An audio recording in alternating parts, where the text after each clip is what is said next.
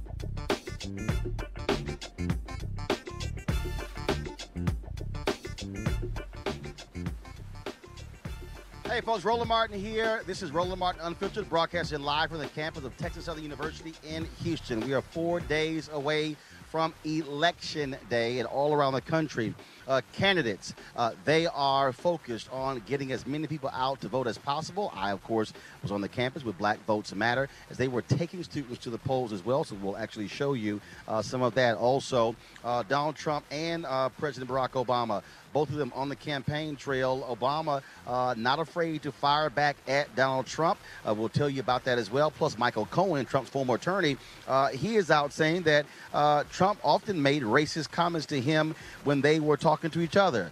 Shocker.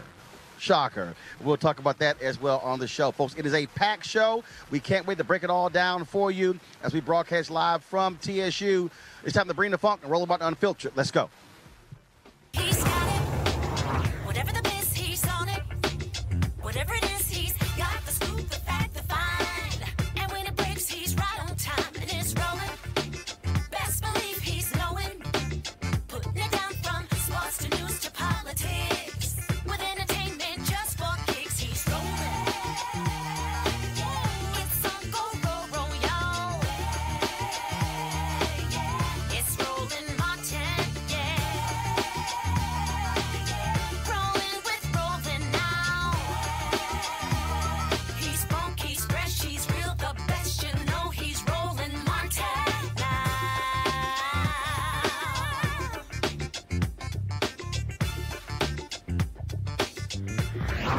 Martin. All right, folks, glad to be with you as we are broadcasting live from the Student Center here on the campus of Texas Southern University and HBCU right here in Houston, Texas. And so glad to be here 4 days away from Election Day, and folks are focused on getting out as many votes as possible. We're going to start the show a little bit different. So, of course, we were going to begin the show talking about the Georgia voter case. We're going to do that in just 1 second. But as we were setting up about 9 minutes ago, I look out to my right, and all of a sudden I see some crimson and gold walking. I said, is that the Jack Yates High School band? And so folks like, yeah, it is, of course. I'm a graduate of Jack Yates, right across the street from TSU. And while they're tearing down the old campus after building a new one, the band is here practicing on the TSU campus. And so, what the heck? We might as well go ahead and start the show off, talk about bringing the funk with the band, playing Little of a Man, Lil Duval's song, Living My Best Life. Y'all ready? Okay, hit it.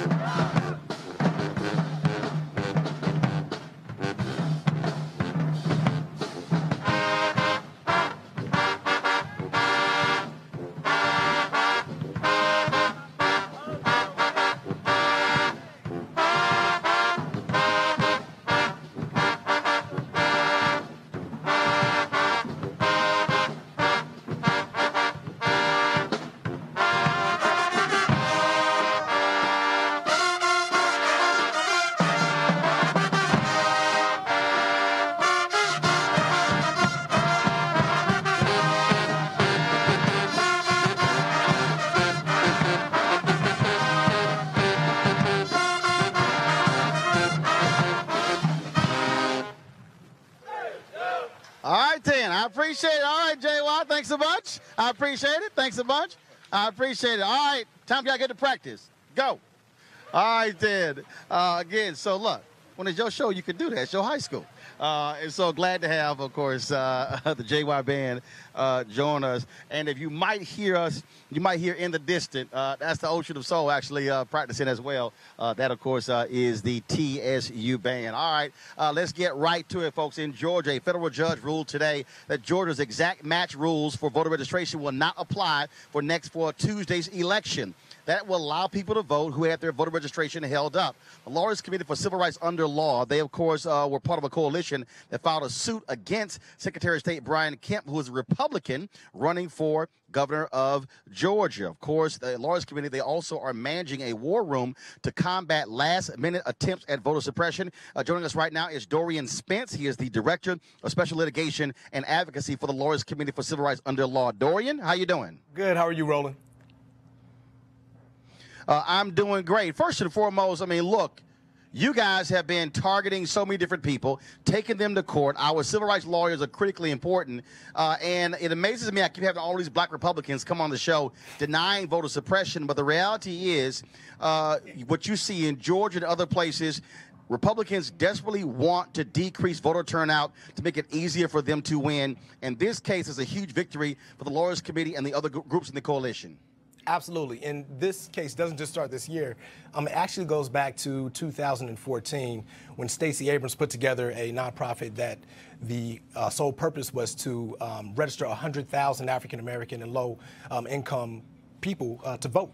And we saw back then 50,000 of those people didn't make it onto the rolls. What we found out during our investigation was that minor discrepancies on their voter registration applications were bumping them from the system. So they got caught in this no man's land of pending on their voter registration status. Today, a judge on a similar issue found that 3,000 people were trapped in that same issue of pending status. And he basically said that they will be able to vote in this election. And look, I mean, this is critical because this thing has been going back and forth when it comes to these folks. And of course, he has been saying, "Oh, look, this is just standard." But the reality is, what he did in this case, he tried this same crap in the last election, was slapped down by a federal judge, and the legislature, they actually made it law. Right. Right. And we see these attacks on the right to vote, the fundamental right to vote across the country. This isn't the only state that's trying suppressive tactics. We see it in Ohio with secretaries of states purging the rolls of eligible voters just because they've been inactive for one election cycle. We see it in Texas where there are voting machines switching the votes of eligible voters. We saw it in North Carolina. We just heard today, Roland, in North Carolina, a glitch in the computer system almost kicked 400 voters off the rolls. We have to understand that the precious right to vote is under attack at every turn, And it just so happens, and you know as well as I do, when I say just so happens, I say that sarcastically, that it most often affects people of color, people from our community. So we have to stay ever vigilant. We have to make sure that we know our status before election season, and even throughout election season, make sure that we stay engaged and exercise our right to vote. Dorian, let's talk about this war room. Exactly what does it entail, and what are you looking for between now and Election Day? Absolutely. So the Lawyers Committee spearheads a coalition of organizations, civil rights organizations, civic engagement organizations called Election Protection. And we have been active for the past 14 years with recruiting volunteers, both legal and non-legal, to protect the fundamental right to vote. Now, when we talk about protecting the fundamental right to vote, we don't just mean for black people, we don't just mean for white people, we mean for everyone. If you are eligible to cast a ballot, we will do everything in our power to make sure that you cast that ballot on Election Day. And what that looks like is that we have field programs in 28 states. We have over 6,000 volunteers across the country, and we have over 1,000 trained attorneys on the phone waiting for your call if you run into problems on Election Day. That problem could be as small as, I don't know where my polling location is, or I can't remember if I'm registered to vote, to something as big as, I know that I'm registered to vote, I have my voter registration card, and they still won't let me vote. We have rapid response programs or infrastructure in place to get to the bottom of all of those problems. So for all of your viewers, if you run into problems either on Election Day or even now, you can call 1-866-OUR-VOTE. Once again, that's 1-866-OUR-VOTE to get help. And we introduced a little wrinkle this year. We also have a text feature as well. If you run into problems at the polls, either now through Election Day, you can text 97779 to get the help you need. All right, then, Dorian, we surely appreciate it. Thanks a lot. Thanks for all the hard work for the Lawyers Committee for Civil Rights Under Law. Absolutely, Roland. It's always a pleasure. All right, I want to bring in my panel right now. Brandon Cooper, chairman of the Prince George's County Republican Party. Also joining us, Dr. Cleo Monago, socio-political analyst and activist, who I call super black.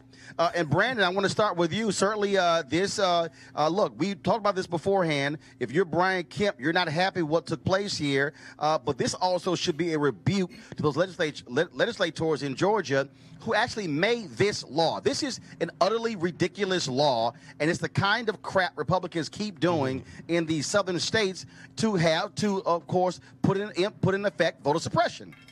Yes, I don't know where to begin. Roland, first off, I want to say and echo what you said about the Lawyers Committee. I want to echo the good work that they're doing, because there's no doubt that there's shenanigans being played across the country in elections. And you mentioned earlier in your remarks that you have a series of black Republicans who come across who deny voter suppression exists. Let me make it very clear, I'm not one of those people. I do recognize that there are some issues, particularly in North Carolina, which I just don't agree with, and it's horrible. But just going back to Georgia, my friend, you talk about how they are putting up barriers to voting. As you know, as I mentioned before, Georgia has a record amount of voter registration now than ever in the history of Georgia under the Republicans' Secretary of State. Again, I don't know Brian Kemp, not defending him, but I'm just pointing out the facts. Also, Georgia is one of only 13 states that has automatic voter registration. This is like the crown jewel that Democrats have been trying to pass across the country. And Georgia is one of the few states that has automatic registration so that you're automatically registered to vote, making it easier to vote when you go to the DMV. And so you're characterizing, you're cherry picking these incidences, trying to make it seem like, you know, Georgia in 2018 is Georgia of the Jim Crow era when Democrats actually stopped blacks from voting. But that's not what's taking place in Georgia. Going to the decision that was made today, it just came out, as you mentioned, it's about 40 pages. Brandon. You want me to get, okay. Brandon. Yeah, where are we at? Brandon. Roland. This is the problem that I keep trying to explain to you Republicans. Okay. Which is a problem. You put barriers in place. Black people are going to leapfrog those barriers, but we shouldn't have to be leapfrogging the barriers. And so you're using the same argument Supreme Court Justice Roberts did when he said, "Oh, well, black voter turnout has dramatically changed, so we don't need Section 4 of the Voting Rights Act." That's not the same argument. The reason you have high black turnout is because of Section 4 so and the Voting Rights Act. registration is a barrier to black votes. Please explain that, Roland.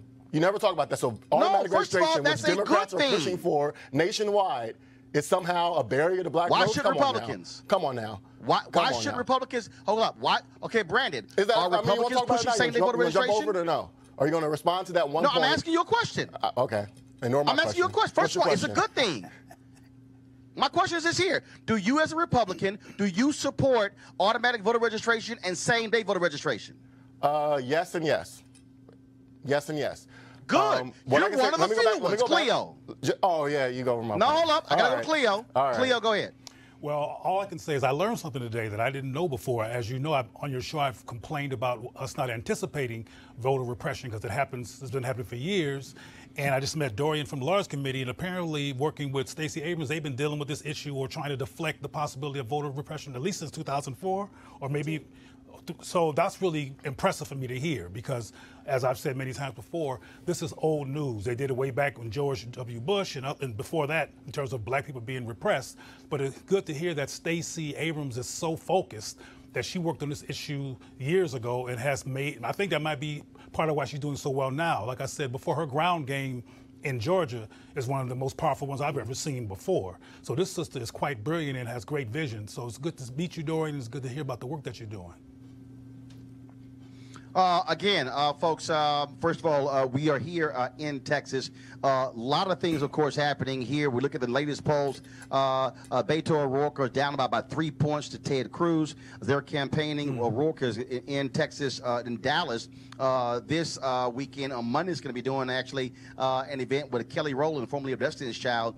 I have no idea what Ted Cruz is doing with black people because I haven't seen him with black people, which is no shock. So I have no idea what's going on there. But again, I mean, I haven't. I haven't seen him doing anything with black people. And of course, this whole caravan issue is something that's also that's going on, that's taking place. And of course, Donald Trump is making a big deal out of this. It came up in his rally today. Also, President Barack Obama had his rally in Miami as well. And so it's, again, all kind of different stuff that's been happening when it comes to this election. As we get down to these final 4 days, Brandon, I got to ask you, how much sense does it make to hear Donald Trump say, oh, my goodness, the pipe bomber and the guy who killed 11 people at a Jewish synagogue broke his momentum? Yeah. Dude, really? I think in your oxymoron, we're using How Donald Trump sick and and sense offensive is that? The same Mostly a sentence. moron. Yeah, using that in the same sentence is part of the problem. So again, as he's been since before he ran for office, as he is now, Donald Trump is his biggest enemy. I can't explain or defend anything he says, and that's never been my job, never will do. But I will point out, that some of the issues, I guess, as far as you talk about the caravan, I think that is a big issue that people care about. My mother is I don't want to put her on blast, but she's a lifelong Democrat. And she called me as well, kind of saying that, I kind of agree that we have to have some type of borders here, just like every other country. We just can't let people cross the border without any restrictions, which is not happening, but which is kind of in the discussion right now. But back to your point about Trump, he says a lot of crazy things. Also, the thing about Stacey Abrams, again, talking about her being unqualified. Again, it's one of those things that's not needed. It's I guess it's going towards his base. Don't know why he continues to put his foot in his mouth. But Stacey Abrams, as Dr. Cleo mentioned, is running one of the strongest campaigns, not just, particularly in the South, but across the nation right now. And having Oprah on her side is definitely making things pretty interesting come Tuesday. Dorian, it has to be offensive again. I mean, here you have people in Pittsburgh who are mourning. 11 folks in a synagogue killed. You have 2 former presidents targeted by this pipe bomber. Right. 12 different devices. A vice president. 2 first ladies. I can go down the line. Right. 100 other people, including journalists, were on the target list of this guy. Right. And Trump says, damn, my momentum was broken. Right. Yeah, we have someone who is deeply unconcerned with the welfare of people, quite frankly. And he finds wedge issues to bring up to soak his base. And we're within 7 days of an election. So he's going to keep focused on himself and focused on these wedge issues. And just 2 days ago, and it seems like weeks ago at this point, he actually floated the idea of rolling back birthright citizenship by way of an executive order. And that's something that should be deeply offensive to everybody, but particularly African Americans, simply because the issue of birthright citizenship came out by way of the 14th Amendment, which was basically ratified to secure citizenship for the descendants of African Americans, for the descendants of slaves. It was ratified to specifically address the ruling in the Dred Scott case in the 1800s, which basically said that black people who are the descendants of slaves are not full citizens of the United States. So we deal with these issues day to day, and we have someone in the White House who is deeply unconcerned with black and brown people, specifically and low-income people as well.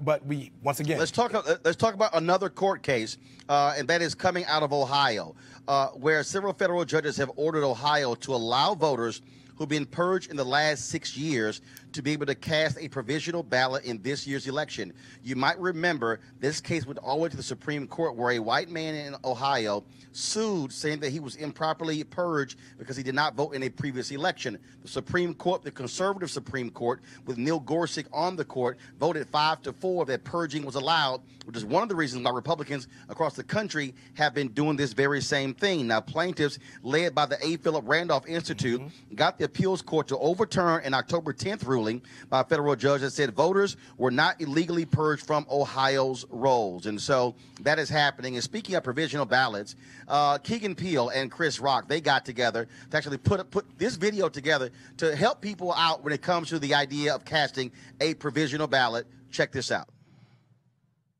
Hi, I'm Keegan Michael Key, and I'm here to talk to you about the importance of voting this November 6th. You know, no matter who you are, it's important. Hi, I'm Keegan Michael Key, and I'm here to talk to you about the importance. They know who you are. Okay, Go. that you Cut. have More passion. passion. Sorry.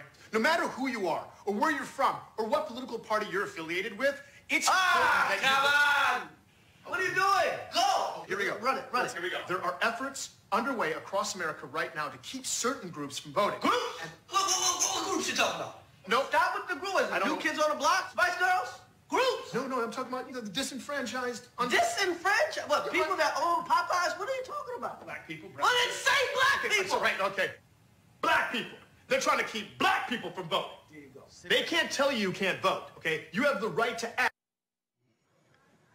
All right, then. And so that's certainly quite a funny video there. Let's talk about, of course, this whole idea of qualifications, who should run. Donald Trump has been praising Ron DeSantis, who is running in Florida, as saying that he's a top student at Yale and Harvard Law School, will be a great governor. But then, of course, he blasted Stacey Abrams, saying she is not qualified to be the governor of Georgia.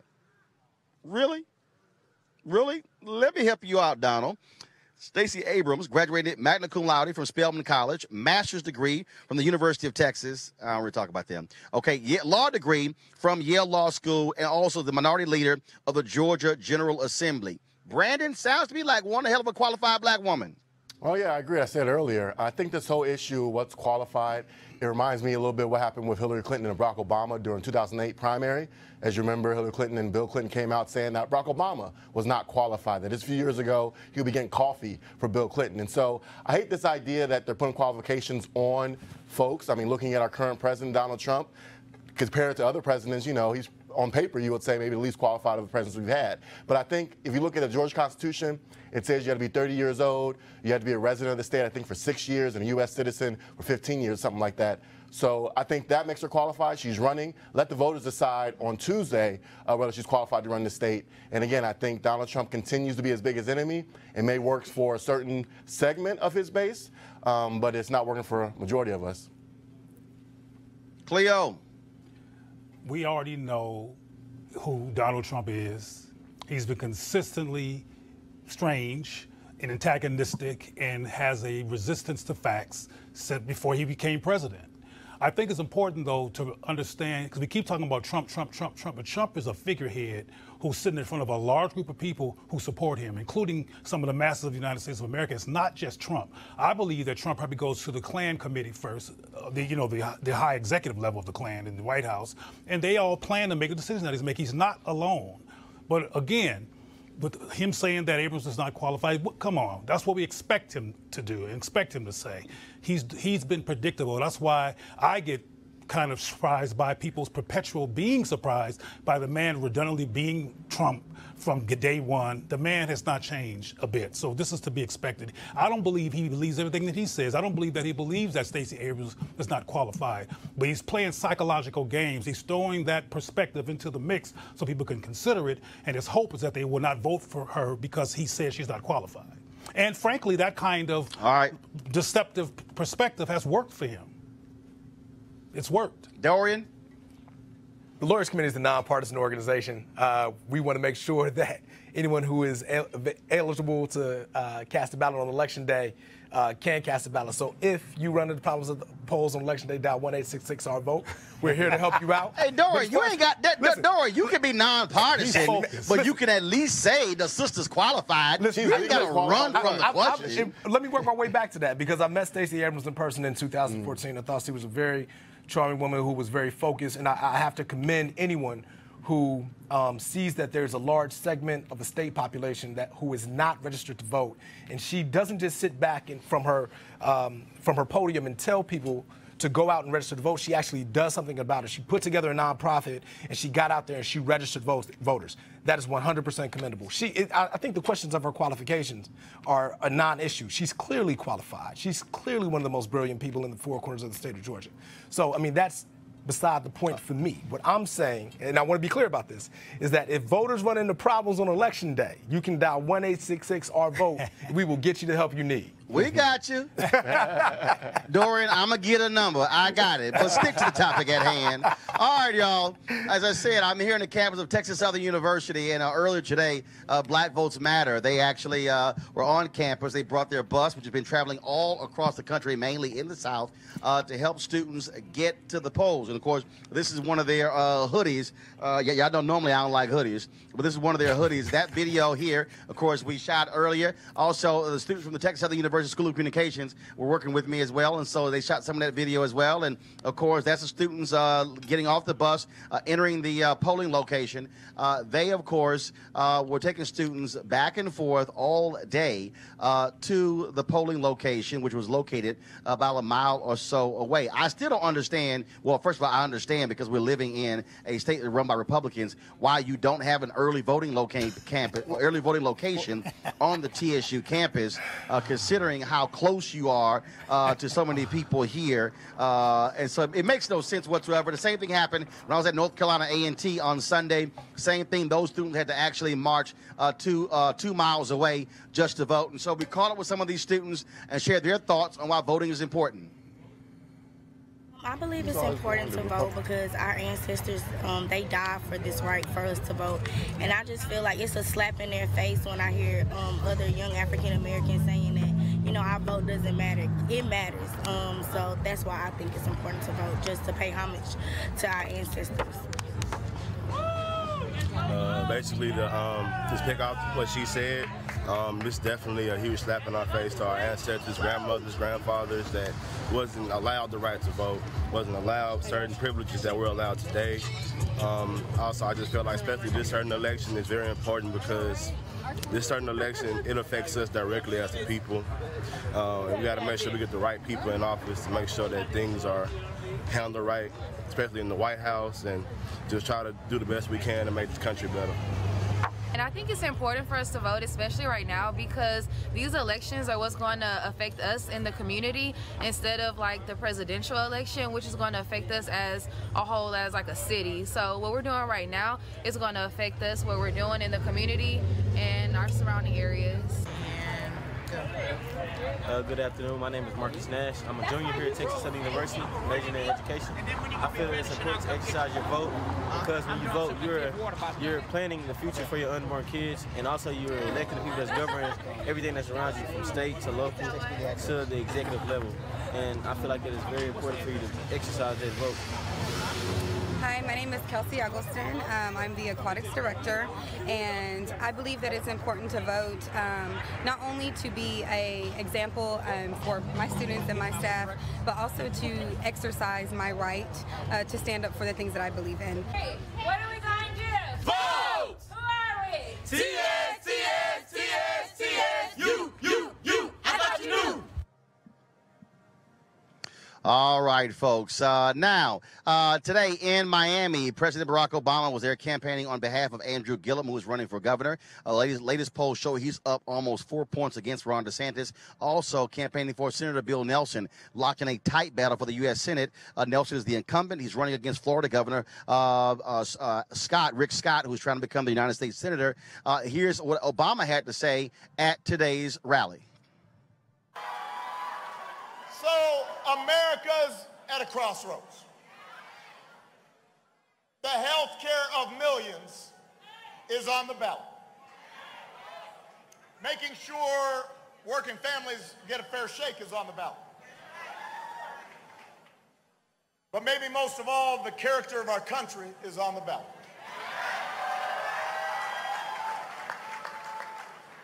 In the closing weeks of this election, we have seen repeated attempts to divide us with rhetoric designed to make us angry and make us fearful. It's designed to exploit our history of racial and ethnic and religious division that pits us against one another,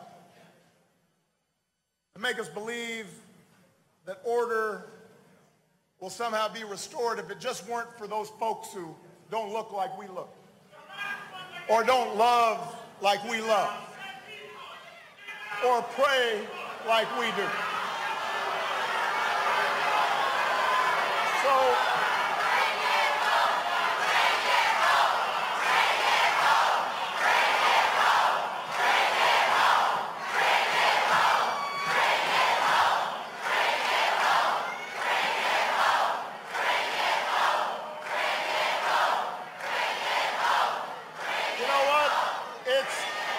it's an old playbook. It's one that the powerful and the privileged turn to whenever control starts slipping away.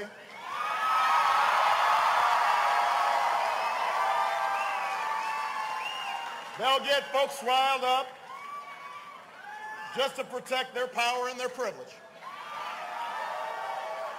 even when it hurts the country, even when it puts people at risk. It's as cynical as politics gets. But in 4 days, Florida, you can reject that kind of politics.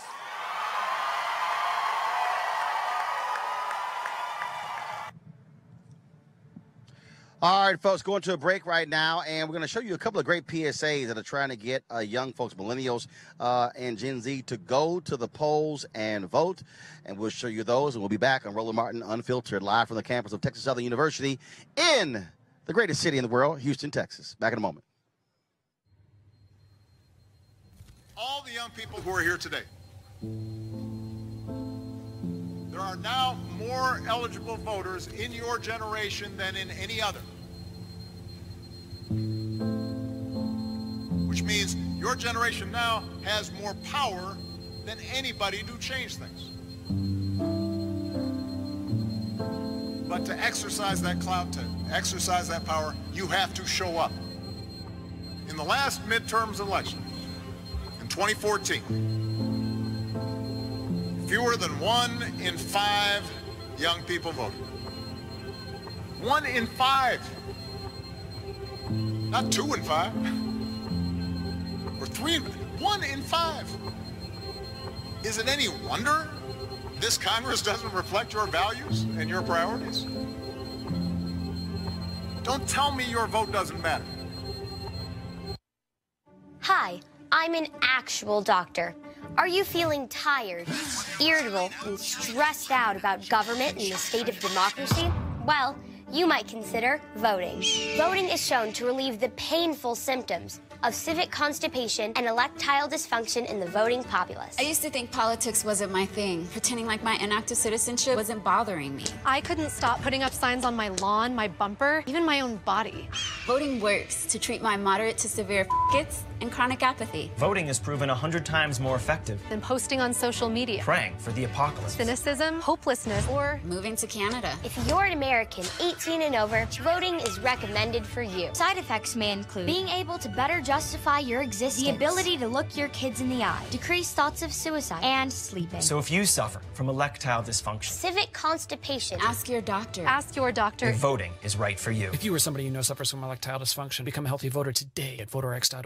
Pull out. Oops. All right, folks. Again, those were pretty interesting PSAs, and so we want to do this right now. So I want to talk about that. So a couple students from TSU here. I want to ask them a couple of questions about that. So y'all, come on, step over. Come on, here we go. All right. So double check. Hold that. Just talking to the mic. Hopefully that is working just fine. First of all, what's your name? Rebecca Edwards. Rebecca Edwards, and you are? Ashley Johnson. All right then. So we just ran this PSA that basically was saying that millennials have got to stop whining, complaining, and I'm so sick I can't vote. What do you make again these low numbers when you have the largest group now, bigger than baby boomers, but they're not voting their power?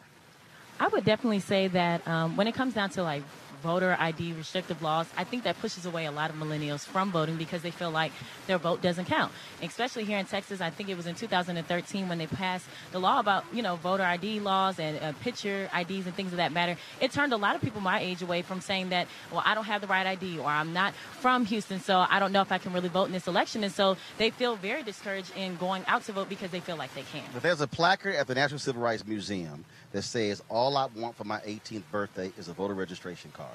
And so I get all of that in terms of being frustrated. But the reality is there was the previous generation that was frustrated. And they didn't sit here and say, well, woe is me. They said, no, you're not going to stop me from actually voting. And what I'm saying is when you look at the numbers, large numbers, but not maximizing the power. Same thing with Latinos. You got 2.1 million eligible but unregistered Latinos in this country. And again, what is it going to take to get folks who are 18 to 29 to realize they have to use that power? What would you say to them? I would say that it really comes down to the gravity of it all, and I say that because... You lower that a little bit. There you go. Go ahead. Thank you. It comes down to the gravity of it all. There needs to be a point where we recognize that even our grandparents' generation fought for this right, and it's not anything for us to turn around from it. The other thing that we have to look at is that we shouldn't be discouraged because these numbers actually do matter. I think one of the points that have been made over and over again is about voter suppression. But if our votes didn't matter, they wouldn't be trying so hard to suppress it. I mean, even look at the Alabama Senate race where it was against Doug Jones versus Roy Moore. Yep. Remember that? Now, see, it was a large turnout of black women. I think it was 96%, which turned that state blue. And it comes down to a point where also, law opportunity of black men, too, about 92%. See? And it comes down to a point like that where we have to realize that this vote actually does matter. If it didn't matter, they wouldn't be trying so hard to suppress it from us. So earlier, State Senator Rodney Ellis, I think we have an issue with that, Mike. I can take it right there. So earlier, State Senator Rodney Ellis, he made a point that he said that if you're a young person, understand. He said, why should you vote? Because Sandra Bland can't. I've often said Trayvon Martin can't vote, but you can. Rakia Boyd can't vote. Jordan Davis can't vote, but you can. And so to me, that's also the kind of messaging that's needed.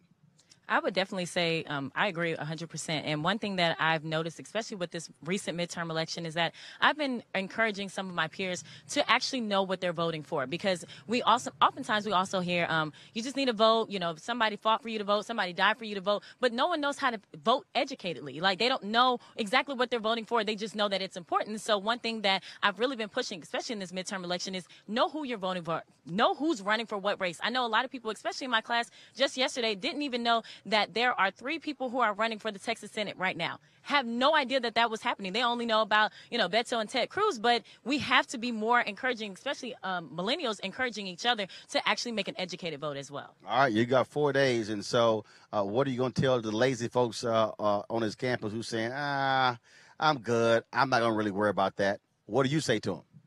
I'm going to say that it is your civic duty to vote, and also because of this right to vote, it can obviously be taken away if you give into the wrong hands. So because of that reason alone, you should get out and you should vote so you can still have it. I think y'all too nice.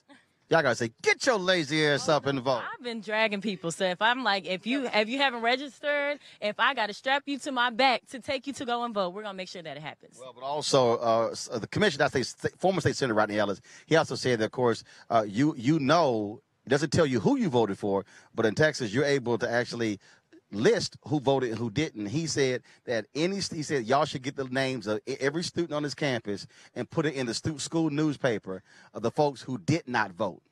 I think that's a good idea. I definitely think it might work. All right, I'm going to lead y'all to that. So, yeah, I'm going to lead y'all to that. I appreciate it. Thanks a lot.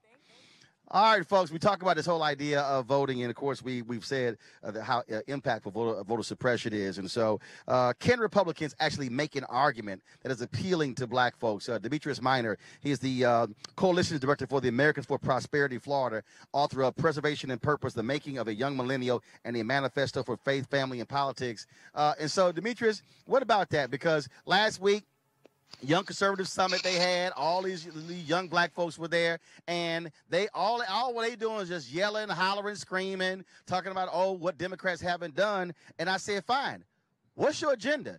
You haven't said anything to me that makes it appealing as to why you should get somebody black to vote. And I also say, Demetrius, that as long as Republicans keep being scared of black people, we ain't voting for them. First of all, Roland, I want to thank you for the opportunity to come on your show. Greatly honored. When someone first enters into politics, the arena of politics, there's a lot of excitement, there's a lot of fervor, and there's a lot of energy. And at times, at least I can speak for myself on a personal basis, there is a tendency to latch onto personality over policy.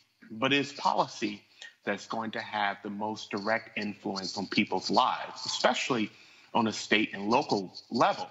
And I can provide 4 examples about that, Roland, here in the Sunshine State. In March, as I was lobbying on behalf of Americans for Prosperity in Tallahassee, the state capital of Florida, I was lobbying for a free speech bill, free speech on college campus bill. And a person who was very vital in helping that bill, the passage of that bill, become successful was Representative Kim Daniels, a conservative blue dog black woman who was a Democrat in the state of Florida. And so that just goes to show you the power and the sensuality of reaching across the aisle. Here, I reside in St. Petersburg, Florida, which is right outside of Tampa. We've partnered with the Hillsborough County NAACP, which is the largest chapter of the NAACP in the state of Florida, to come against a transportation tax that will not benefit the poor, that will hurt minorities the most. It's a regressive tax. The NAACP feels that its constituents have been slighted, that they have been ignored, and that the group that's pushing this transportation tax is pushing it without asking for their input. So we've partnered with them in calling for voters to vote against this referendum come Tuesday. A third example, Roland, is Demetrius, here's the question. But here's the question, though. Here's the question.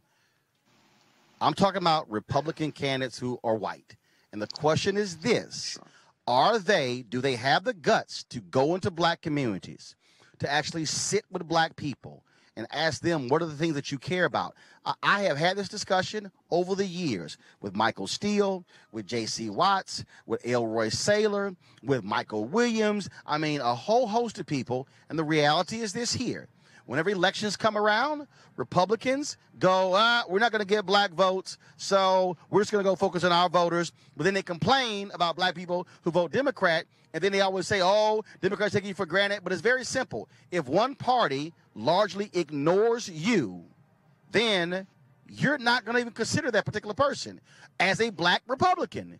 Do you also face those issues in trying to explain to white Republicans, look, if you ignore black folks, they're not going to vote for you? Well, sure, you're absolutely right. But I just gave you some examples of what we've done early on through the year, throughout the state legislature, working with elected officials, of how we have partnered for conservative causes with black individuals, going to where black people are, representing their constituency.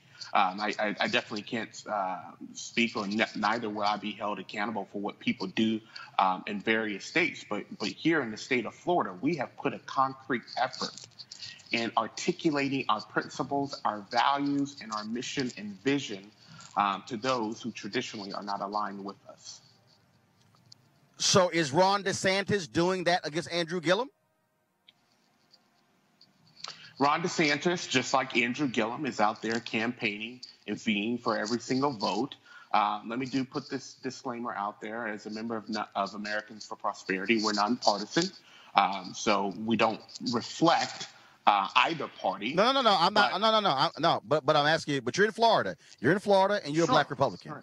And so this is not. But I'm asking: is Ron DeSantis actually specifically targeting and campaigning for African American votes? Is he holding events in black communities? Is he sitting down with black people? Sure. I know many black Republicans who will be voting for Ron DeSantis. Now, ultimately, it's going to be up to the whole state of Florida as a whole to determine who's going to be the next governor. Gotcha. Well, here again, this is the issue that I would say, and then I want you to get your final comment. As long as Republicans continue to push issues like voter suppression, that is going to be the biggest barrier to black people even remotely considering voting for a Republican. Because as Common said in the song Gloria, freedom is like a religion to us. And when you are making it harder for folks to vote, that never sits well with black folks. And look, even the commission, Rick Scott, the people who are formerly incarcerated, where he had this commission, they only meet 4 times a year, and they rarely grant anybody their voting rights back. I mean, that panel was an embarrassment and indicative of, again, how some people strongly believe Republicans don't give a damn about people of color. Your final comment. My final comment, Roland, is that, we can pay attention to the hysteria and the noise and what the media says, but it's policy, again, on a state and a local level. Voter suppression is policy. It's policy. For example, black people care about jobs and the economy. Black people care about their budget, their paycheck. Black people care about your freedom. You said it so eloquently. And that's why we pass free speech on college campuses with the help of a black Democrat lawmaker. So we're not just in a box of one issues, but there's a diversity of issues, a plethora of issues and causes but that black are will you about. agree? But Demetrius, will you agree that as long as Republicans continue with voter suppression efforts, that is going to prevent black folks from even considering what they have to say on all the other things you just talked about? It's a barrier. Roland, I'm a black conservative, and obviously I'm against voter suppression. However, look, I have to have an ID if I wanted to go see a rated R movie, if I wanted to check out a book from a library. I do it's believe not that just ID, Demetrius. Demetrius, there's please. a narrative. It's not just an Demetrius. It's not just an ID, Demetrius. We know for a fact in Philadelphia, in Pennsylvania, how they made it very difficult to say not only is it an ID, and if you don't have one, you have to travel to an office, sign an affidavit to say you don't have an ID. Go back home, wait for them to certify that to come back and pick up your ID. If you are elderly, if you're young, you're not going to an office 2 or 3 times. We know also in North Carolina where they specifically cut out early voting locations to keep folks from voting in the early elections. The federal court said it was they were targeting black folks. So again, you can make the argument about it's about an ID. I'm in Texas, my home state, where you can vote with a gun license, but you can't vote with a student ID from a state university, which is a state-issued ID. That was done by purpose, and 600,000 people of color were disenfranchised. 5 federal judges ruled against Texas as a result. The Obama administration sided with the plaintiffs. The Trump administration sided with Texas. And the Supreme Court, the conservative Supreme Court, went along with Texas. But again, you keep saying it's just about an ID. If you're in Alabama and you're closing down driver's licenses offices, you can't get the same ID. You look at what's happening in Kansas, where Chris Kobach, there's one early voting location in a town, 13,000 people, largely Hispanic, 61%. They moved the polling location a mile out from the town with no bus stop? Come on, man. You can't tell me that wasn't done on purpose. Roland, I came here to speak on behalf of the state of Florida, and I will tell you what's happened with early voting as far as poll locations. I can talk about purging of votes in Florida, but go ahead.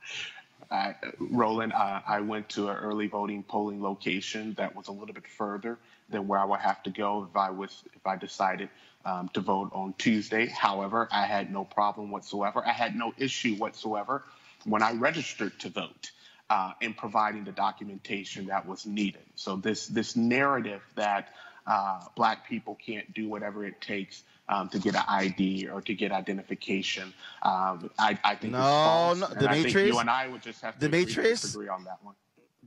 Well, Demetrius, here's the deal, though. It ain't just Black people, because even in Wisconsin, where the Obama administration allowed their voter ID to go forward, a federal judge called in Governor Scott Walker and said, "Why are you dragging your feet on the issuing of voter IDs?" It impacted more than 200,000 people in the state of Wisconsin. And so, look, we keep saying, well, we should be able to get an ID. It's not just the issue of an ID. It's also what type of ID, and then, of course, the games they play. And last one, Demetrius, and again, here's the issue I have. When they say, oh, no, you can't get a birth certificate from the Bureau of Vital Stats. You got to get a birth certificate with the raised seal. Come on, man. We know that game. But, Demetrius, I appreciate it, man. Thanks so much. We'll have you back on. We'll see what happens in Florida, and we'll see how Ron DeSantis does with Black voters in Florida. Thanks a bunch. Sure. Hey, thank you for having me. I want to quickly go to my panel here. Dorian, before you go, I know you want to comment. Go right ahead. Listen, we've heard these arguments about, you need a voter identification to board a plane or to check out a library book. We've heard this for the past 15 years.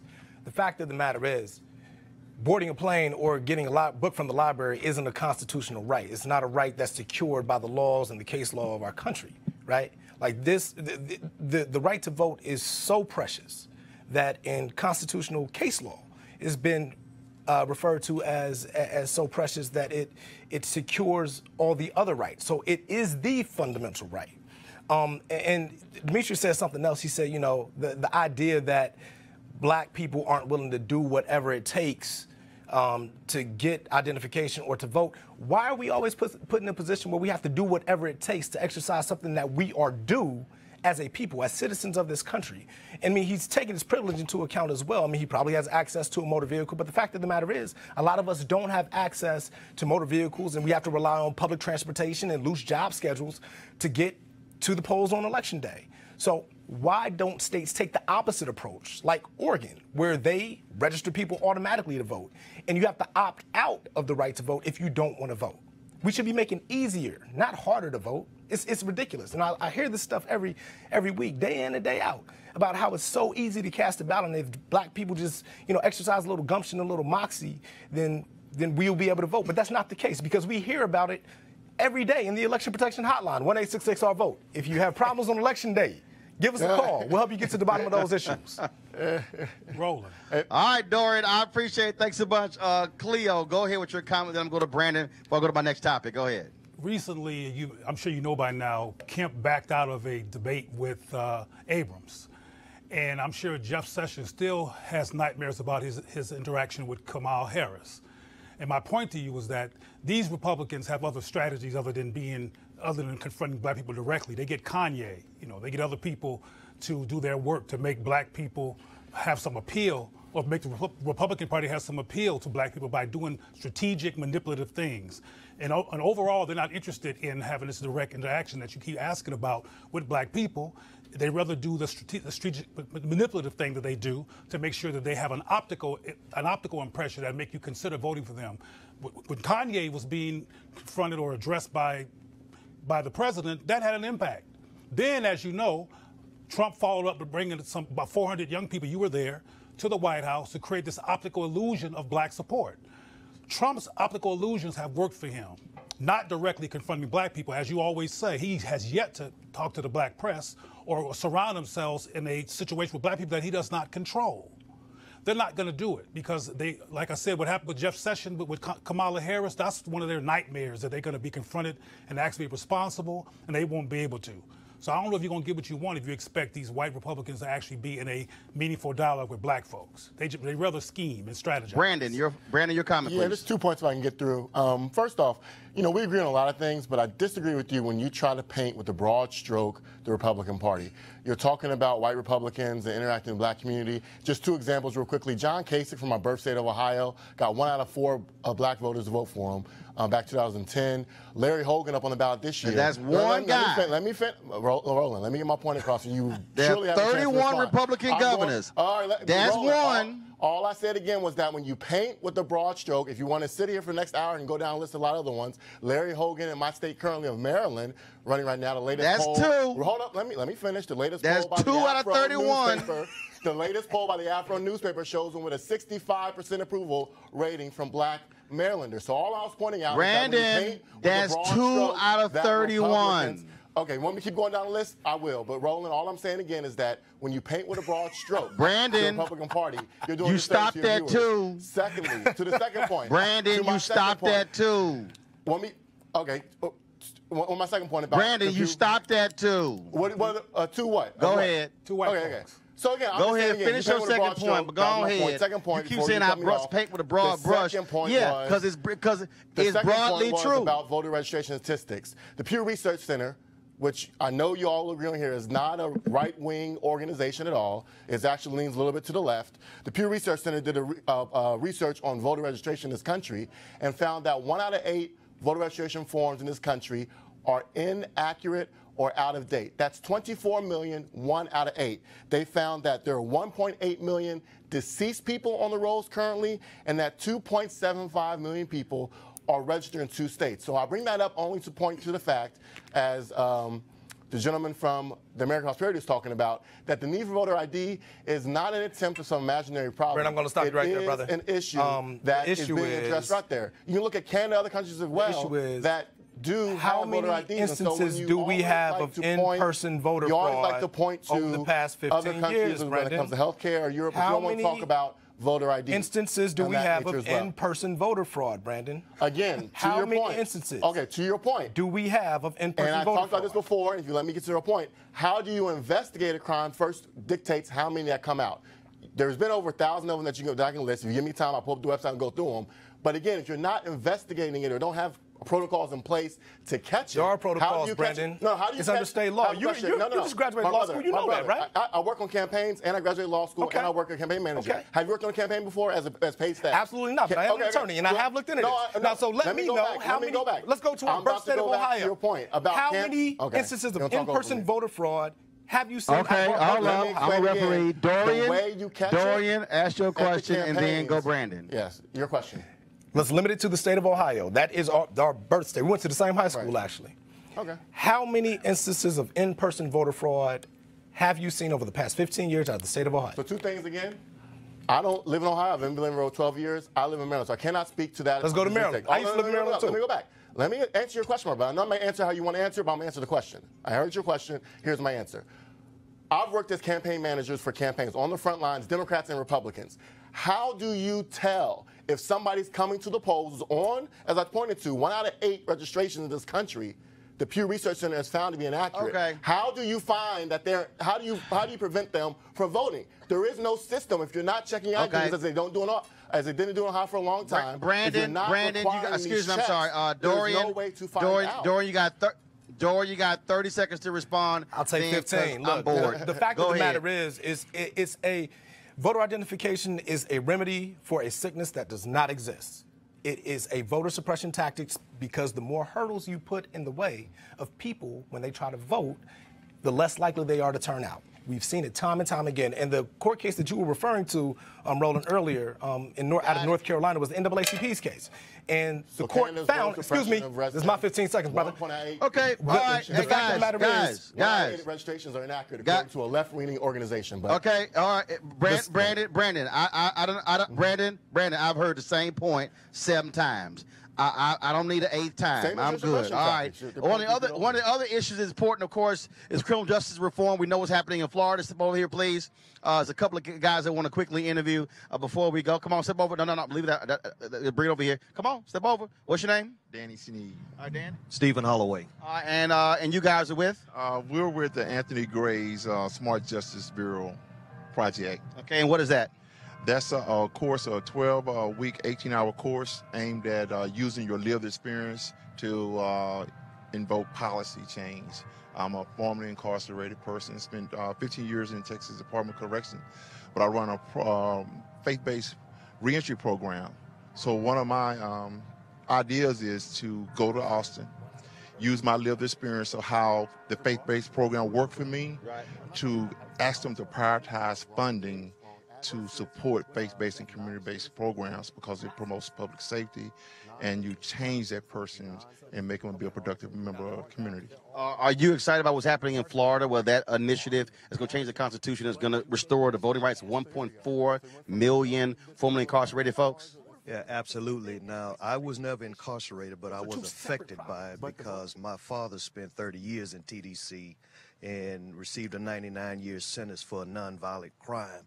And nobody reached out to the family after that took place. And so I'm advocating on behalf of the Anthony Graves Smart Justice Speakers Bureau for families of the incarcerated, because statistics says that children of the incarcerated are 6 times more likely to be incarcerated themselves, and all of the stigma and all of the different things that happen to us once this takes place. But I survived the experience, I lived it, and now I'm providing social and emotional learning for those families who have parents incarcerated. How can folks get more on the bureau? Where can they go? What's the website? Right now we're at on Twitter at hashtag Anthony Gray Smart Speakers Bureau, and also on Facebook. Facebook, and also with Dr. Sabrina Walker on her Twitter account. Okay. I want to ask one thing. If you are not on parole or probation and you was convicted of a felony and you went to prison and you're out now, you can vote. And that vote right was reinstated or established in 1997 under George Bush. For the last 21 years, if you're not on probation or parole, you can vote. So I'm asking my peers out there that are out and think you can't vote because you went to prison 5 or 10 years ago, you can vote. Get registered and vote. All right. And also for the families of the incarcerated, get out and vote and support criminal justice reform. And even if you can't vote, you can drive by to the polls. All right, gentlemen, I appreciate it. Thanks a bunch. All right, folks, one last interview before I go. Where's Aaron Dallas? Come on. He's Student Government Association president. Come on, man. You got to move. Y'all, I don't understand these college students who move slow. It's like, man, you need some vitamins or something? No, I got it right here. That one got issues with that microphone there. And so Commissioner Ellis earlier said, I asked your other 2 students, Commissioner Ellis said earlier that y'all should publish the names of every student from TSU who's registered who did not vote. You should put it in the school newspaper and put it on the website. Yeah, I mean, his comment earlier was definitely a true statement. I think that, just an election like this consequential, those who don't vote, I mean, we have to vote. And so SGA is going to continue our voting efforts, our voting initiatives. We registered over 2,000 students to vote this semester. Today we took over 300 students to the polls to vote. And next week we're going to continue our efforts on campus. We actually have a polling location on campus. It'll be at St. Luke's Episcopal Church, which is right down the road. So I think. So the early voting location, not on campus, but a polling location is going to be at St. Luke's. Yes, on November 6th, Election Day. All right, then. Dog, whoop them into shape. Yeah. Get out and vote. I appreciate it. Thanks a bunch, man. Tell your mom and daddy what's up. Y'all, of course, I've known him since he was a kid, going to the same church, Brookhollow Baptist Church in Houston. First of all, let me shout out, let me thank our panel. Of course, Dorian, Cleo, and Brandon back in there in D.C. And I was going to get to Donald Trump, Michael Cohen, talking about the racist comments Donald Trump made. But hell, that ain't no news. It's not like we shocked. Hell, we all knew that. And so that's called duh. Real quick here. Look who showed up. Get on over here. Y'all, this is Harris County Commissioner Rodney Ellis. Of course, I've been talking with him coming down here real quick. We're going over our time because you late. I told you to come here before 6 o'clock. I was out campaigning. I was campaigning. Yeah, that's what I was doing. Y'all, that's any black person's excuse right now over the next 4 days. See, I'm just happy to see so many African Americans and Hispanics and right-thinking white people, South Asians, lined up around early voting places today. So I closed at 7 that line. Seriously, I'm going to take you out and we're going to go and encourage folks to stay there. That ain't a problem. I got a call earlier this week because you got 19 black women who are running for judge positions here in Harris County, and they were concerned about low black voter turnout. So I called Rodney and I said, look, I said, I was supposed to go to New York. I'll cancel that trip. I said, I'll come down to Houston to try to help some folks out. So tomorrow, what are we doing tomorrow? Are we going knock on doors tomorrow? Knock on doors and encourage people to vote. We're going to go by a couple of headquarters. We're going to encourage candidates to get out and work for the various candidates. And we're going to do a bicycle ride early in the morning. Okay, we ain't doing that bicycle ride early in the morning. Because I already told him I ain't waking up that damn early. Hey, I'm just glad you're here, man. This is home, and it's just good to have you. It's good you here at my alma mater, not your alma mater, my alma mater. I mean, I can go to my alma mater, but I'm just, I mean, don't get special. We're popular, but I'm not sure I want you going to your alma mater. Some of them might be a little confused on how they voting over there. But they ain't gonna mess with me. I know that. They love you, and we love you. Thank you for coming home. I appreciate it. Thanks a bunch. All right, folks, that is it. Broadcasting from here from Texas Southern University. Let me thank President Lane. Let me thank, of course, Serbina. Let me thank all the students. All right, y'all, come on around here. Come on. Let go of the camera. Go wide. Go wide on the camera. Go wide. All y'all, come on. All right, so y'all, here are students from the Texas Southern University School of Communications who I told you to go wide. Go over here. So these are all the students from TSU School of Communications who helped out with our broadcast. They shot the video earlier today. Trust me, I was taking them through the paces. I was yelling at them. You're right, they were moving a little slow. They were moving really slow. Right. They know to move a lot damn faster now. All right, y'all, coming up next is my conversation with actress Erika Ash. Talk about the importance of voting. You do not want to miss this discussion. We had a great conversation. Also, if you go to Be Woke Vote, go to the YouTube channel, Facebook page. You're going to see my interviews with Congresswoman Maxine Waters, with Chuck D, with Erika Alexander, Erika Ash, also Dr. Jim Lawson, and you'll also see the interview with Devon Franklin as well. And I'm missing somebody, but we'll put it all on my pages as well. And so again, folks, I'm going to see you Monday from Atlanta. I'll be broadcasting from Ebenezer Baptist Church on Monday. They're having a prayer rally, again, trying to get Stacey Abrams elected governor of Georgia. Okay, I was in my show by saying holla, so on 3, y'all got to say it. 1, 2, 3, holla! The world's smartest when it comes to politics. I'm the first to admit that. I'm not even the second or third, but I'm trying, and I think that that's really the message here. Get out and vote because it does matter. Your vote absolutely matters. You can't hold us back. You can't hold us back. You can't hold us back. Hey folks, Roland Martin here with BeWoke.vote. Well, of course, we're focused on 2018 midterm elections, trying to get you focused not just on the issues, but also on the importance of using the power you have to cast your ballot. Today, we'll be chatting with Erika Ash. She joins me right now, of course. You've seen her on television and in the movies, and normally she's the wild child, but today she gets to be a little bit more sedate, if you will, I think. What's happening? Hey, how are you? Thank you for having me. All good. Well, first of all,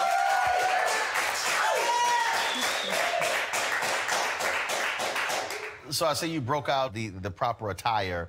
You know, I tried, but I put a little spin on it. I put like a little ethnic spin on the flag. I think one of the things is that white folks don't understand. Our view of the flag, even when you talk about democracy, when you talk about voting, is totally different than theirs because it's a different perspective when you talk about freedom. And here we are, 399 years since the first 20-odd Africans arrived in the United States and Virginia, and we still are trying to get all of the rights that we're supposed to have. Right. I mean, when you think about it, it's a bit hypocritical. I mean, they were creating this flag and creating all of these laws with people being excluded from the laws that they were actually creating. So all men were not included in that. So it was it's a weird hypocrisy when you think about it. Well, I was just arguing with someone. Actually, it wasn't quite an argument because I smacked him down real quick. On Twitter. Was this physically? Nah, but I should have done it physically. If I would have. I'm glad you didn't. I made the point about that we've had 114 Supreme Court justices in America. 108 have been white men. I said, if you want to understand the history of America, 100%. right there, out of 114, 108 have been white men. Yeah. And he goes, well, things have been working out great. I said, have they though? Really? I was like, oh. Was that when the smack happened? 'Cause that's when the smack would have happened for me. Right. Yeah. That's when the tweet went to all of my followers, so therefore they can get in on the action when I'm busy. Right.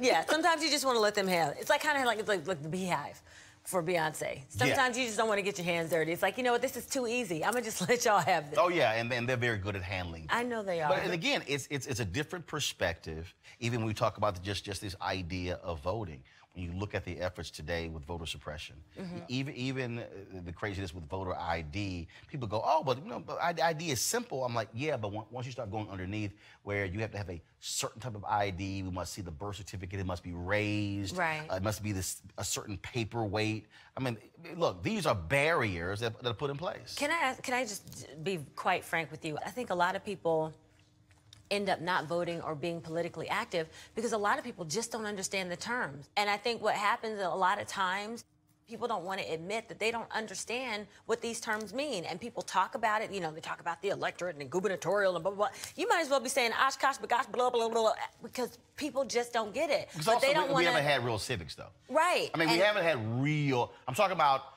honest civics. Exactly. Not that fake stuff that actually exists in the classroom. Right, and even with the fake stuff that exists in the class, because I took that, even with the fake stuff, everything is glossed over. And then all of a sudden, you're supposed to know what everybody's talking about. And that's always been a problem for me, you know, when I'm dealing with political conversations. I mostly listen. But when you're talking about actually taking action to change what's going on in the political climate, that's where you're arrested because you're just kind of like, well, I don't really know who to vote for because this person is speaking way over my head. There's a sister in Fort Worth who served time in federal prison. She gets out. She votes. She doesn't realize that she lost her right to vote. Right. She gets prosecuted. She's sitting in a federal prison right now, not only for voter fraud, but also parole violation. So she's in there for 5 years. For simply casting a ballot. Now, we're going to spend an inordinate amount of dollars to lock her up for 5 years because she said, no one told me. And in fact, her probation officer testified that there was nothing, it wasn't like you got out and it was kind of like, oh, by the way, here's a sheet of paper, you can't vote. Right. She had no idea. 5 years she's sitting in federal prison right now in Texas. And there are a lot of people, they don't know if they can. They don't know what to do, how to do it, where to do it. They get, you know, all these documents and pamphlets in the mail, but they don't really understand how to dig through and figure it all out. So I think, you know, the solution, because I'm all about solutions, is figuring out a way to reintroduce that into the school system. And I think, you know, getting people together who are like-minded, right? If you don't know exactly what's happening, I think the first thing is don't be ashamed of that. Don't be ashamed to say, I don't really know what that means. I don't know what that term means. I don't know what this politician stands for. Even if everyone's talking about it, people are scared to get laughed at. Now, I'm the queen of no shame, as we know. Yes, we know. But I feel like a lot of people, like, the ego gets in the way, right? And you don't want to be the one friend that looks stupid. I'm always looking stupid. But the thing is I'll ask questions. I'll say, you know what? I haven't watched TV this weekend. What happened? Talk to me. So my friends now know. They're like, oh, Erika's come out from under her rock now. Let me explain to her. But I have to do that because I wouldn't know what's going on otherwise because it really does get confusing. And I get, like, it's overwhelming, and I get mind overload, and I just have to shut everything off. Look, I have other friends who will send me a text and say, Roland, first they go, is this true? Right. And then it's, okay, what's the real deal with this? How major is it? And I'm kind of like, okay, boom, boom, boom, boom, hit them right back. They're like, okay, cool. They move on. And my deal is, I'm cool with that because for a lot of them, they want to be educated on, and they say, look, I trust you're going to give me the information, and then I can take it from there. Now, that's when you also got to have my stuff together because it can be running around quoting me going, now, Roland said, and then if it's crazy, like, that really didn't happen. Exactly. Then, you know, your Twitter followers are going to let you have it. But that's the thing. I think everybody needs 3 friends. You need that one friend that's not going to make you feel stupid because you say you don't know. The one friend who does know everything and can spout it out. I mean, like, you know, like a Roland Martin Jr. And then you need that one friend to translate. I make it easy. You don't need to translate. Right, you do. You don't need to translate. You do. But you know those friends that's always like, oh yeah, well, and you're like, girl, I don't know what you're saying. What? Talk to me like I'm a 5th grader. Break it down to me in simplistic terms so I know exactly what you're saying and exactly what I'm going to do about it. Okay, now somebody who's watching, they probably will say, oh no, that's not basic. What they don't realize is we, as a journalist, we are actually trained. Newspapers are written for 5th graders. That's not a joke. We literally are written. Al Newhart, of course, who was the founder of USA Today, used to be the CEO of Gannett, he used to always hate reading George Will with the Washington Post. He said, I don't ever want to have to read a newspaper and have a dictionary right next to me. He said, make it plain for the people. So one of the things that I've always done is utilize television and radio and also social media to teach folks. I never thought about it that way until about a month before she died, Dr. Maya Angelou, when she was being honored, the National Portrait Gallery. I did an interview with her and she said, you're a teacher. She said, I watch you. You actually teach. And I was kind of like, okay, I never thought about it that way. But the reality is, to your point, the average person doesn't know. The reality is there is no affirmative right to vote in this country. There isn't. It was specifically set up that way. People think, oh no, I have a right to vote. Actually, you don't. There's nowhere in the Constitution that says you have an absolute right to vote. There are constitutional amendments that say you as a woman and me as an African American can't be denied the right to vote. Right. But there's nothing that says, no, you absolutely have that right. We're going to probably have, in the midterm elections, more than half of the American population not cast a ballot. Yeah, unfortunately. But then I also have this other view where my deal is very simple. I use 2 versions. So I use one for mainstream television. I say vote or shut the hell up. But the other one really is vote or shut the fuck up. Right. Because I mean, I can't, because there's nothing worse for me than people who complain about a system. Because folks really don't understand that literally everything in our life is impacted by the ballot. That there's nothing in our lives that isn't determined by politics some way or another. Right. If you were wearing something that was actually exported from another country, it had to go through a particular procedure that was established by government. Right. And that's also, I think, where people go, oh, no, that none of that stuff matters anything in my life, when, oh, yes, it does. It matters a hell of a whole lot. Also, in terms of us having so many less people voting in this midterm elections, I think that can be shifted, even if it's just, a few percentage points by things like this. Look, us that was getting a together, race. us talking about it, because it's like double dutch. It's over. You're like, where do I jump in? How to jump in? You just try. Right. And even if you stop the ropes, you get back out and you try again. So But it actually does matter. Right now, Republicans hold a 1-vote majority in the Virginia House of Delegates. And the only reason they hold that is because that was in the last election, that was a tie. It was decided by a coin flip. Oh, wow. They ended up the exact same number of votes. Right. And the coin flip, Republican wins the coin flip, keeps the seat, and otherwise the Democrats could have taken control of both chambers. A coin flip. Right. Right. So when somebody and that tells me the complete face of everything after that. my one vote is no big deal. Obama wins North Carolina by 14,000 votes in 2008. That literally, if you break it down, the number of precincts, 1 per precinct. Right. 1 vote. Right. And folks go, oh, really? I'm going, yes. Right. You just don't understand how that can make the difference. Yeah, it really, really does. And also, I think when we look at a lot of these media institutions, they also are not talking about issues that folks actually care about. And I think that's also a huge deal. Are you talking about things that I care about and then putting it in a way where I understand how my life is impacted? Right. And also the side of it that matters most to us. You could talk about the issues that are relevant to us, but you could skew it in a way that makes us sort of feel the way that you want us to feel about it. And that's what I think a lot of news outlets do as well. It's whatever the issue is, instead of making it plain, allowing us to make our own decision, or equally looking at both sides of it. If you're Black or Latino, it's not like the other networks are doing a bang-up job, again, speaking to those issues that impact us in a much different way. Right. Right. First election you voted in, what was it? Gosh.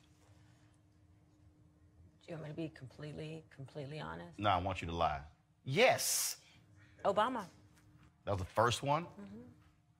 So that wasn't the first one you were eligible for. Right. So after 2008, did you then look at other elections, or did you only vote in president? No, I started voting from there, and so I would do the midterms, and I would do the, I did start voting from that point on. I didn't vote in every single election from that point on, but I did start voting more regularly. Growing up, was that a part of your upbringing? No, it was not. I mean, religion was huge in my family. Education was huge in my family. So y'all went, Politics so was not. you had to go to church. Listen, we had to go to church, Sunday school, Bible study. We did everything church-based because both my parents were preachers. Hold on. So both of your parents are preachers. So when they had souls to the polls. Wait, not in my church. Really? I mean, we would have the odd candidate come to a service, but my church growing up wasn't very, politics meets religion heavy. I see that a lot now in my church that I go to now. Like, I mean, the politicians will come out on that one odd Sunday right before elections. Oh yeah, they'll be there. Oh, they know Jesus then. So I see it all the time now. But when I was growing up, no, that wasn't a big part of our upgrade. So you think that's also an answer? Because earlier you 100%. said put it in the schools, but also I do believe, for me, the reason I see the value, so my parents worked elections. They volunteered for campaigns. They ran phone banks. That was a huge part of my upbringing. And look at you now. And it's very interesting because I think that might be even bigger than the civics piece in schools. I mean, I think that at this point, having that in schools at least gives the children the opportunity to go home and ask their parents, so Mom, Dad, what is this? What do you think we should do about this? This is what I learned in school today. Let's talk about it. At least gives the children something to bring home and start a conversation with. However, if the parents start that for the children, then, then the children can go to school and say, hey, why am I not learning this here? Why don't I have a civics class? You know what I mean? And we'll have more Roland Martins running around here. I mean, the way that you were raised, the fact that your parents took you to the polls, the fact that they did not make it a choice for you, they actually exposed you to that in a way. Then my dad watched about 5 hours of news a day. And I use this in speeches all the time, the importance of being aware of those things. My parents were very, very concerned with making sure that we were well-rounded, but that's just not something that they were very exposed to. Which is why connecting the dots matter. Because, exactly. Because the thing is, you can't just take off that election because you say, I don't like either candidate, and people get caught up in this whole thing of, well, the lesser of two evils. Here's the reality. Somebody is going to win. Right. One or the other. Right. You better make a decision. Okay, I don't like neither one, but I like that one a lot less than that one. Right. You got to make that call. Absolutely. And not act as if it doesn't matter. I think, again, going back to my 3 friends, finding people who are like-minded, finding people that you actually connect with, people who find the same things important that you find important, people whose conversations you enjoy having, right? So because of friendships like yours, that's what made me figure out that my vote did matter and that it was important for me to vote and get out there, even if I wasn't doing everything, perfectly, just trying and then learning from the mistakes, whatever mistakes that I made, and trying again and getting better the next time that I went out to vote or to speak about something, political. That's the start. That's the way that we do it, because we can't go back and undo, like I can't go back in time and make myself be at the polls when I wasn't. So that's where the civic piece comes in. But I can start now. And that's what, I started when I started. And now I'm a part of more, political drives to get other people to vote. I'm not the world's smartest when it comes to politics. I'm the first to admit that. I'm not even the second or third. But I'm trying, and I think that's really the message here, Get out and vote because it does matter. Your vote absolutely matters. Erika Ash, thank you so very much. Again, folks, use your power. But most importantly, Election Day is the end of one process. What happens the day after the election is the beginning of another. We need you engaged. We need you involved. We need you informed. register, vote, and then make sure the folks who you voted for do what they say they were going to do, because you are still a constituent. So silly. Be like me. Be woke. Vote.